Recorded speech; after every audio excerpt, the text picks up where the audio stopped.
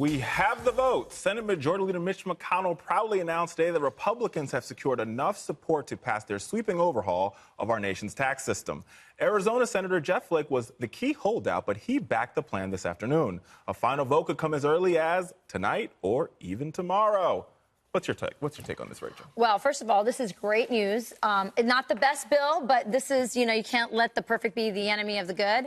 I think that, we've seen a lot of talk from the Bannon side of the Republican Party and others like, throw these bums out, let's start new, let's get new blood.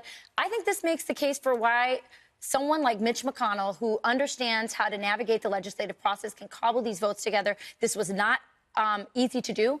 I predict also that if they made the right changes, we may see that it will not go to conference, that the House may just vote on what they have there because everyone's afraid of going back to the Senate where it's tough to get those votes. So I think you might see the House vote on the Senate bill as is. Dana?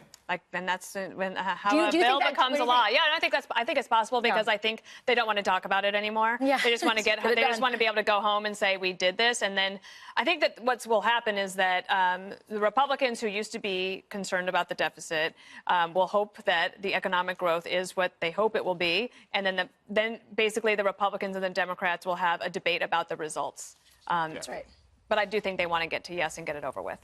And I think that the results already of Trump's economic agenda are doing well. I live in Wisconsin, as you guys know. I have brothers-in-laws and sisters-in-laws who are small business owners. They can't keep up with the orders. They're turning customers away. They're turning down jobs. Places that were the forgotten America. This is rural Wisconsin. Donald Trump has a lot of credibility on economics. He went out and sold this tax plan as it's going to help. I actually, though I wish it could have been more bold. I'm a big flat tax person. I wish we had gone in that route. But look, I think that this is going to... I hope you're right. I think it's going to... I don't know anyone who actually understands it. And I've talked to a lot of people on the Hill. I talked to my accountant. What is this? No idea. I have really high hopes. I mean, there's only really one question from the last election, and that is how do you save the middle class, which is shrinking and dying younger and believes it's going to make less than its parents made. It's a disaster.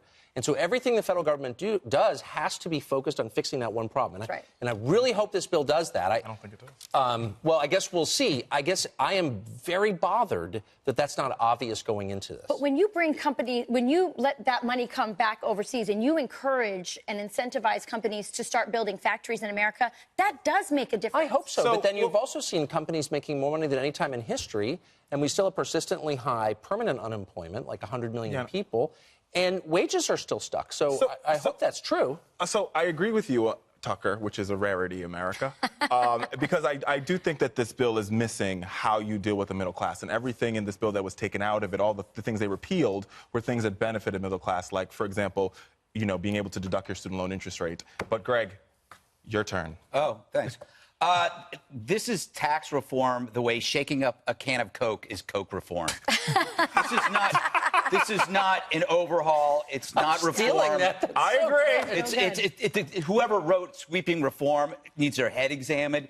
This is more liberal than it is conservative. No, I disagree. The top 1% provides 40% of the federal income tax revenue. Is this helping them or hurting them? It's hurting them. I think the corporate part is fine. I'm for that. The individual thing is a mess. It's a mess. And trying to sugarcoat it is hilarious. Good luck, but it sucks. And I think I agree with you. It's like I talk to people and I said it's like trying to untangle your iPhone earbuds.